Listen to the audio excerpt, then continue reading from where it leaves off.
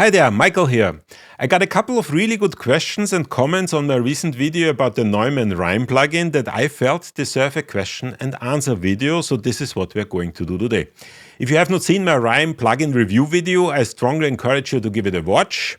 The Rhyme plugin, in a nutshell, is a room simulation plugin specifically developed for the Neumann NDH20 and NDH30 headphones. It can simulate multi-channel setups up to 7.1.4, and it does it in a way that is optimized for the Neumann sound profile.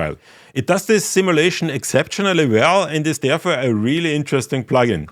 So here we go, your questions and comments with respect to Neumann Rhyme and my hopefully useful answers and counter comments. Let's go.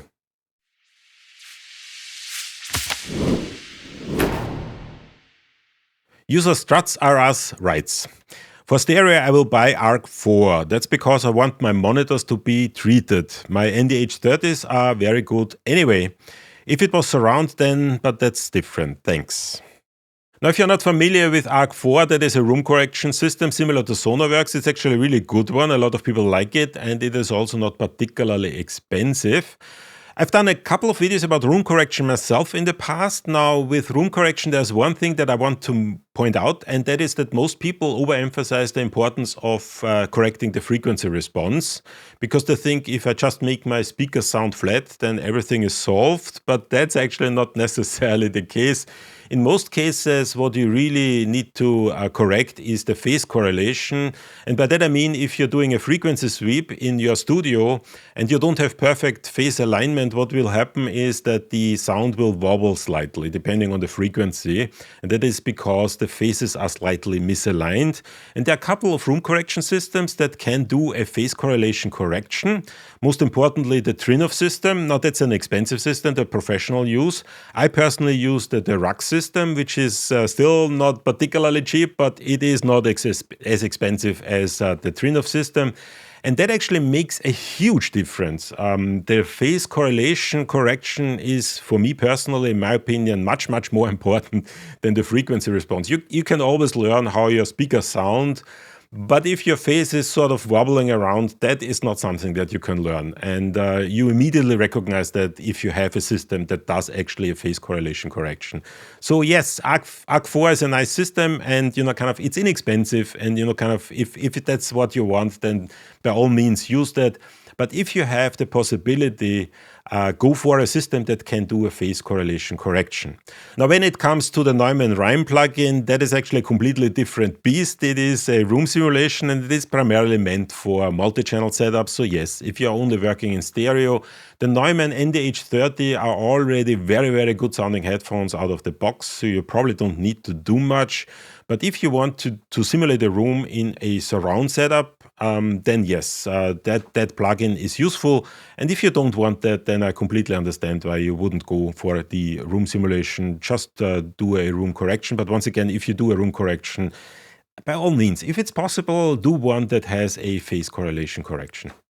User Sven Isaacson asks, I was planning to buy a pair of NDH20s anyway. The 30s are ill-suited for tracking, being open back. That is completely true. One question though, and you might want to make a little video about it. Well, not a standalone video, but that's why I actually made this question and answer video. How do we set up digital audio workstations that already have binaural downmixing capabilities such as Cubase Nuendo? Won't they interfere with each other? Now, that is completely true, right? If you have already a digital audio workstation that has binaural downmixing capabilities, then this seems overkill because it is just another downmixing plugin that is specifically designed for the Neumann headphones, but in the end it's a binaural downmixing plugin. So yes, you cannot use them simultaneously. So if you're using the Rhyme plugin, you need to turn off the binaural downmixing in your digital audio workstation. And in Cubase or Nuendo, you can do that by simply putting the plugin into your control room setup and then use the plugin instead of the built-in downmixing capabilities of Cubase or Nuendo. If you guys want me to make a video about that, let me know. It is relatively simple to do, but sometimes the simple videos are the ones that people want to watch the most. User Wrist98 asks, why no sound demo? Like, I get it. There are settings that need to be set by each person, but add a quick teaser with the appropriate disclaimers or notes that this is it on the NDH20 settings and this is it on the NDH30 settings, etc., etc. Sure, there's a trial, but that requires setup and even having anything for surround sound to mix and test out with. Now, this was not the only person that kind of pointed that out. They wanted to hear a sound demo, and I decided to not include a sound demo in my video. And the reason for that is because the Rime plugin is a very personalized plugin. You have to set the interaural time difference. That is the time difference a signal takes from the original source to your left ear and to your right ear. And that depends on the shape of your head. It depends on the size of your head in particular. And I have a very unusual head, so if I set that to my settings, it will sound completely off to most of you, if not all of you guys out there. So this is why I usually do not include any sound samples if I'm using a plugin that is personalized to my personal hearing. Because once again, you're going to hear something, but it's not going to sound right because it sounds right for me and not for you. And on top of everything, there's also the YouTube algorithm that destroys everything anyways. So I stick to my opinion that I'm not going to include sound samples in these videos because they don't make a lot of sense. And on top of everything, if you're working with binaural down mixes, switching between a stereo to binaural back and forth does not really help at all. Everybody who works with binaural tells you that you need some time to accustom yourself to the sound that you get when you have a binaural down mix. If you are used to listening to stereo and then just simply switch over to binaural and then back to stereo, the binaural sound will always sound crappy. And the reason it sounds crappy is because it's not the way we are used to hear things with headphones. So you first need to accustom yourself to the binaural down mix in general, and only then you can judge how it really sounds. And you cannot really do that with a sound sample and switching back and forth. I think it's really disingenuous to include that. Kind of some people might choose to do that. I personally don't, because it does not help you. It just gives you the wrong impression. So if you're really interested in doing that in any meaningful way, then downloading a trial and just testing it for a couple of days is really the correct way to go. You cannot simply kind of just download it and test it for a minute or two. That's not how it works. You need some time with it in order to figure out if that's actually something for you, and the best way to do that is with a trial and not with me kind of giving you a sample of how it sounds. User Jean-Pierre Permentier, and I seriously hope that I pronounced that correctly because my French, quite honestly, is non-existing. That user writes, hello Michael, I hesitate to buy it because I don't use Dolby Atmos, but I only use the Neumann NDH20 and the TLM microphone, which is a Neumann microphone. Can you help me? Very nice video, thank you. Well, first of all, thank you. And quite frankly, if you are only working in stereo and you're not really using any room simulation that uses or that works with surround sound 7.1 or 7.1.4, doesn't have to be Dolby Atmos, it has to be surround sound though. If you're not using surround sound, then, it really depends. I probably would not buy it simply because the Neumanns are already very good out of the box. As we said before, there isn't really any need to correct them. And the fact that you can simulate a room with stereo speakers left and right in a binaural way does not really help all that much. So yes, if you have the money and you don't mind kind of spending $100, it is a good thing to do. I think it sounds great. But is it necessary? No. Christian D. Blair writes, how does this stack up to APL Virtuoso? Now, if you're not familiar with APL Virtuoso, then you're new to my channel because I talk about that plugin constantly. APL Virtuoso is a general-purpose binaural rendering plugin that is very capable, has a lot of different profiles for headphones as well, can do all kinds of down mixes up to 22.2, whatever your heart desires. APL Virtuoso can probably do that. So APL Virtuoso is more of a general purpose binaural down mixing solution that can do everything. How does it stack up? Well, it is optimized for the Neumann. That's really it, right? So if you have the Neumann NDH30, it does, or the NDH20, it does sound better, right? The Rime plugin does sound better, but it is obviously only optimized for that particular type of headphones. So if you're not using the NDH30 or NDH20, or if you're using other headphones as well, then yes, APL Virtuoso is the better solution. But if the Neumann NDH headphones are the ones that you use, then I think the Rime plugin is a good contender. It's also a little less expensive, not all that much, but kind of every dollar counts. So yes, in general, I will still recommend going with APL Virtuoso unless you're really, really, really locked into the Neumann NDH20 or NDH30 headphone setup.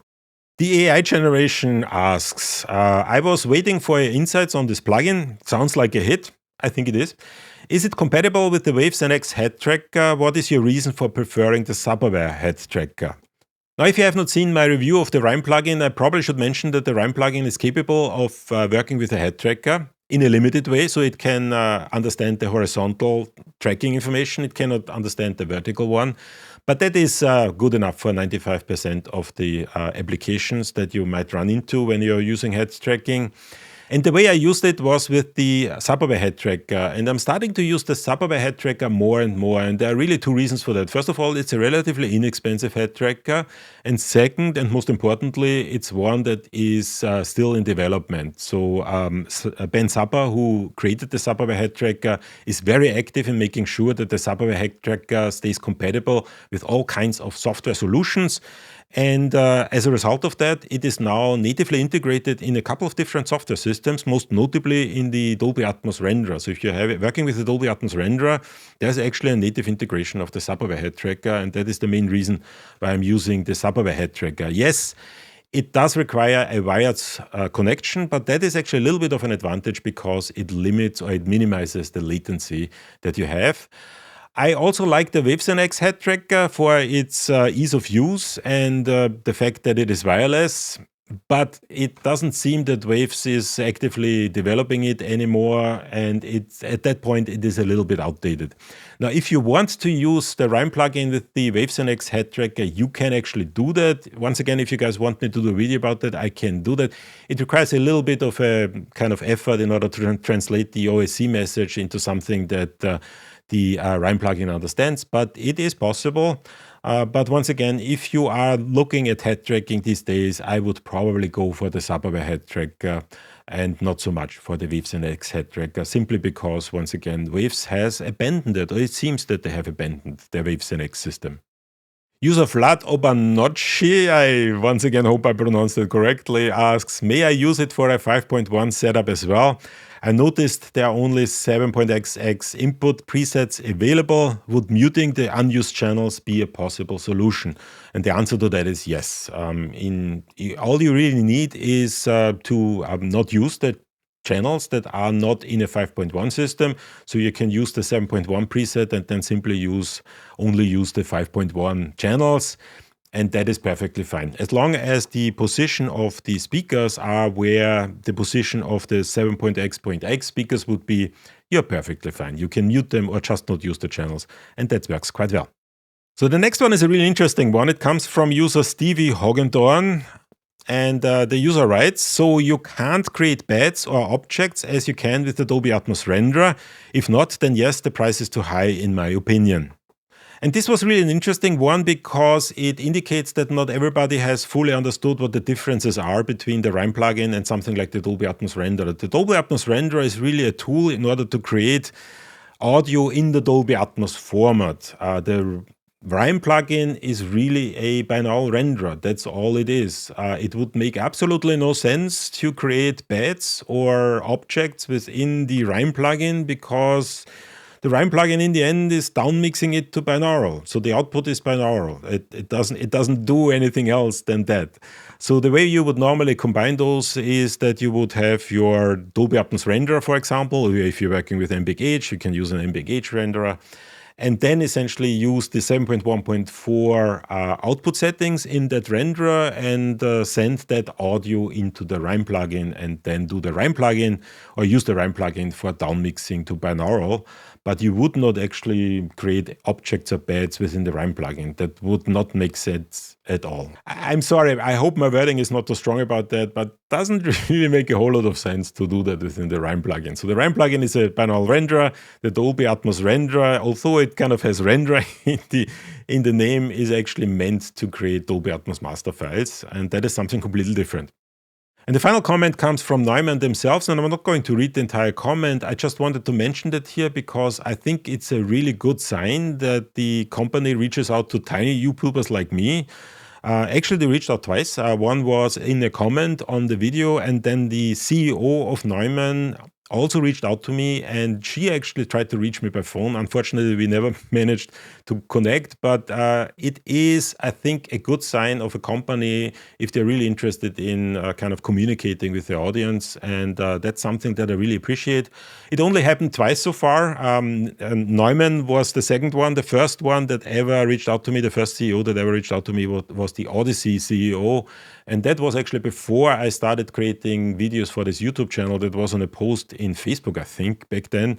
And the CEO of Odyssey reached out to me, and we had a chat, and that was actually really interesting. So a couple of companies do that, and if you are kind of working for a company, or if you are managing a company, if you're the CEO of a company, and for whatever reason decide to watch my video, I strongly encourage you to just reach out to your audience. I think it really helps, and it changed the way I think about companies, changed the way, for example, how I thought about Odyssey, and it also changes the way how I think about Neumann, and that actually has a substantial impact, even if my audience is relatively small, but it is an audience that is interested in exactly the topics that you are trying to kind of address with your product. So this is really nice. Now, the one thing I also want to mention is in the video I said that I had an issue with the purchasing, and they actually pointed out that this was a temporary issue. So if you now go to the Neumann site and you purchase the plugin, everything works perfectly. I, for some reason, was one of the first people to buy that plugin. I saw it and I immediately had to have it because I love my Neumann NDH30 so much that I thought I have to have it, and I purchased it immediately. And as a result, I probably was kind of the test case that tested the purchasing system, and I ran into an issue, but that is solved now, and you should not have any issues. So once again, big thank you to Neumann for reaching out to me. It is truly appreciated, and it makes me like my Neumann NDH30 even more. Well, that's everything for today. If you have any additional questions or comments, drop them in the comment section or join our free Discord server. The invite link is in the description below. And don't forget to subscribe to stay updated on all things Dolby Atmos and immersive audio. Thanks again for watching, and I'll see you all in the next video.